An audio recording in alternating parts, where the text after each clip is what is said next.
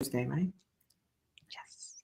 Good afternoon, everybody. I'm normally live in the morning, so I'm ready to say good morning, but I'm going to say good afternoon instead. I'm Nancy Ganzekaufer, business coach and body language trainer to interior designers, and I am here with Carleen Lamay of C2 Accounting, my resident bookkeeper, to teach us all things how we should be and shouldn't be running our money in our businesses. And I love today's topic because I have definitely been guilty of this. You are not your business, separating your business from your personal finances. So tell us what we should be doing. So, hey everyone. I think we've all heard this myth, especially if you're a single member LLC or a sole proprietor. Well, my business and I are the same, so we can just commingle everything and just deal with it. Yes and no. So yes, you and your business are the same. You're one. All you have to do is do your for your taxes. It's just another schedule in your personal finances. But two things are happening. One, it's a mess. So if you're trying to figure out how much money am I making, how profitable am I, if everything is on one card, one bank account, it becomes a lot harder to separate that out, or it's going to cost you a lot more money. Having a bookkeeper categorize transactions that have nothing to do with your business, or it's going to cost money for your tax accountant to separate all of that at the end of the year where they're stressed and busy and more prone to making mistakes. Um, and to be honest with you, there are things in your personal transactions I don't want to know about. So let's keep them, like seriously, let's keep them out of your business account.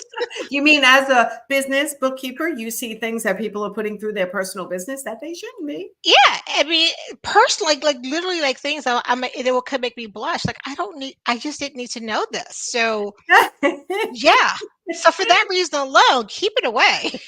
Keep it away. Your bookkeeper doesn't want to know what you're purchasing and where you're purchasing it Exactly. from. Okay. Exactly. So, yes. So the importance of separating your finances, I kind of alluded to it, to save money, to make things a little bit more clear, to help you have, you and I talk all the time about using your numbers for information, using your numbers to make decisions. And if everything is commingled, it just becomes a lot harder. Yes. Um, but also, have you heard the term piercing the veil before? Piercing the veil? The veil, VEIL. I Hmm. just made that, I spelled that correctly. So if you are, if you set up an LLC, right, the reason you do that is because you want to have a separation between yourself as a person and yourself as a business, right? So there's just two separate entities. So should the business get sued, in theory, your personal assets are going to be protected. The problem happens is if you are really acting as if you're a sole proprietor and really keeping things all commingled, your personal assets are now, the veil has been pierced, so there are holes pushed in that veil, and now your Yes. personal assets could be at risk should you get sued. So Mm. protect yourself. You went through the trouble or the cost of setting up an LLC. You pay an annual fee every year in most states to maintain that LLC. So let's take care of the bookkeeping and keep her separate so that you can protect that LLC. I feel like so many people are afraid to talk to their accountants to say, what can I put through my business? What shouldn't I put through my business? What can I get away with? What is an educated risk and what, Hmm. like, so people are very unclear. I mean, obviously certain things should not be put through your business, right? If Right. it's blatantly personal, it should not be put through your business. Exactly. But what about A- the wishy-washy And things on like on the flip side, I'll say if things are clearly business, I mean, when you say put through your business, if I have a business account, if I have business credit cards, and I'm making business purchases, but there's no guesswork in that. If you're paying for yeah, advertising, if you're paying for coaches, travel, here are the topics that seem wishy-washy. Well, I'm going to a conference in which I'm going to get an award, and so I need to go buy a new gown and get my hair done, my makeup done. That's not a business expense. No. why not? Why I'm just not? kidding. Yeah, because now the IRS says you can write off uniform. So if you buy clothing that has your logo on it, it's clearly a uniform. And might have allergies today. It's clearly a uniform, but something like for a gown or even just clothes that you can wear on the street, that's not personal. That's not business. So those would not be. Now, also, I'm your bookkeeper. At the end of the day, the final voice is going to be your tax accountant. So if you have a tax accountant, I heard this term that says find a tax accountant that matches your risk tolerance. So if Yes. you're the type of person like me who wants to sleep at night, then I'm going to find someone who's pretty conservative. And I'm like, I'm just going to play by the rules. If you want more risk tolerance, like, this might not be a business expense, but let's push it through, then the final word will go through your tax accountant. As your bookkeeper, we will tell you it's not, but I'm happy to put it in there with the understanding that we did not advise you to categorize this as a business expense. So I have to put that Okay. out there because I'm not a tax accountant. Right. And I think you're right. If you're buying a gown for an award ceremony that you're getting an award, that's not a business expense, but the flight and the hotel, and if you're paying for the award ceremony itself, that The would meals. be the meals, right? Just so your travel expenses. Exactly. Okay, so if it's clearly a business expense, do it. If it's clearly a personal expense, that you would Yeah. have that expense whether you worked or not, don't do it. And when Mhm. it's that in between, you're not so sure, Ask questions. that's what I was going to say. Ask your bookkeeper, ask your accountant, and Yes. then sit with yourself and decide what your risk tolerance is and what you're Mhm. willing to take a risk if you ever got audited by the IRS. Right, and the thing about being audited, which thankfully I've never gone through, but it is a horrendous process. Takes time, energy, money, and if the IRS rules against you, you have to go back and not only pay the taxes you should have paid, but interest and penalties. So it's not like, oh, well, the $2,000 like iffy kind of thing that pushed through and now I get audited may end up costing you three, four, $5,000. Like, is it really worth it? I'm not sure. Again, your risk tolerance. Are you There willing you to, go. It's your risk right? tolerance. Take a Exactly. chance that you're going to get audited and have to pay 20 times as much as that expense that you put through your business. But I have heard a lot what you said, like, well, I'm a sole proprietor, so my business is my personal. I just pay myself whatever extra is in my bank account, my business bank account. That's what I take every month as my salary without any rhyme or reason. Just it's extra money. So I take it.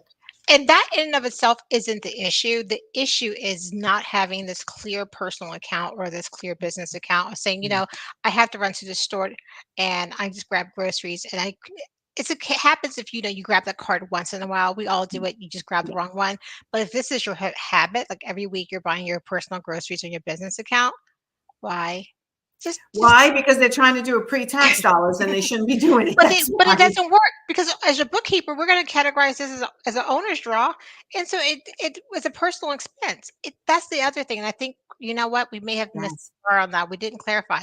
Just because it's in your business account doesn't mean it's still going to be a business expense. So it is going to go to owner's draw.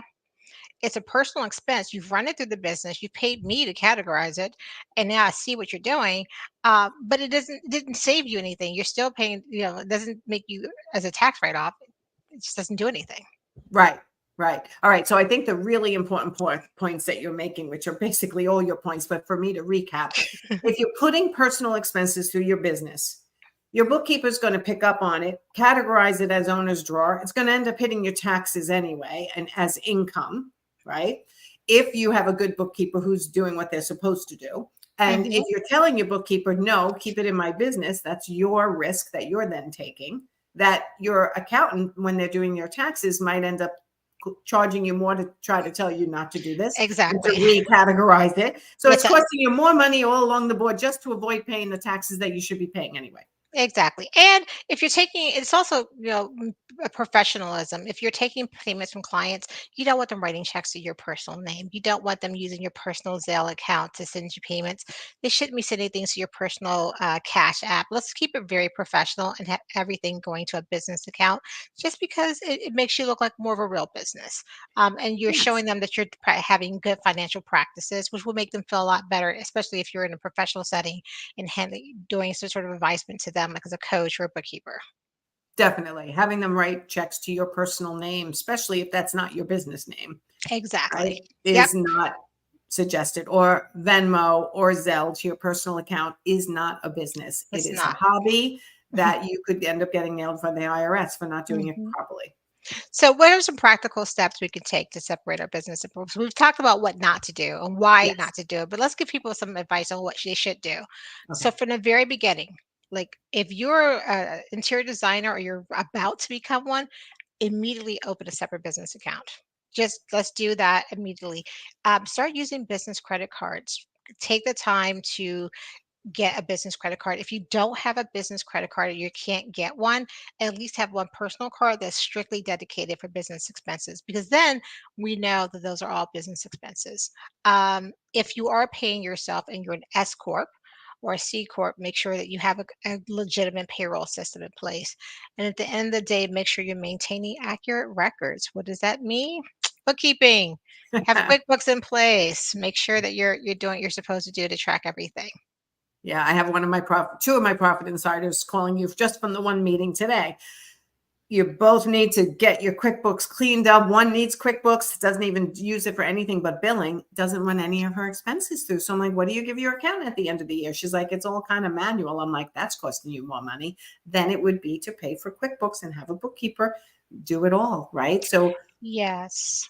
And one other thing you just made me think about when you mentioned that this person is giving their tax accountant manual information. Um, as a CPA or a person who's doing your taxes, if they're not in QuickBooks going through the data and they're relying on what you give them, so if you are just giving them a P&L or you're just giving them some sort of manual report, they're making tax decisions based off of possibly inaccurate information. yeah. So, again, we run that risk should you get audited. Protect Mhm. yourself. You work so hard for this business, protect it. I know it's hard though. In the beginning, it's very confusing for people. Personal expenses, business expenses. Well, so and so at the barbecue told me I could run this through my business, so I did. But now, so and so is telling me I shouldn't. So hire people you trust to give you the Right, advice that you need to do it right from the beginning. And one of those people exactly. is your bookkeeper. So I highly recommend C2 Accounting with Carleen. Carleen, tell everyone how to find you. We're at the very top of the screen here. We're at c2accounting.com, and we would love to chat. We offer a free consultation just to see if we can help you kind of make some sense about all of this. Yeah, it's good because I love about your team is that you can set people up from scratch if they've never had QuickBooks before, get all the integration set up, help them do that. You can assess them their QuickBooks if they already screwed it up and get it cleaned up. And then you can keep it going and keep it clean and have it ready for an accountant at the end of the year when they need it. So and help them plan for spending and savings and promotions and all the other things. So you need accurate numbers to do all of that. Yes. So if you take away nothing else from today, please open separate accounts and keep things separate for us. Yes. Your tax accountant will love you at the end of the year. And they'll charge you less. Yes. All right, everyone, go have a great evening. Colleen, thanks again for the information. Thank For all of you. you who want to go watch all of Colleen's advice, go over to my YouTube channel, Nancy Ganzekaufer, and look for the Balanced Bookkeeping playlist. Subscribe, and then you will get a notice every time we go live, so you can learn as we share information. So thank you, Colleen. I appreciate it. Have a great one. Bye, everyone. Bye, everyone.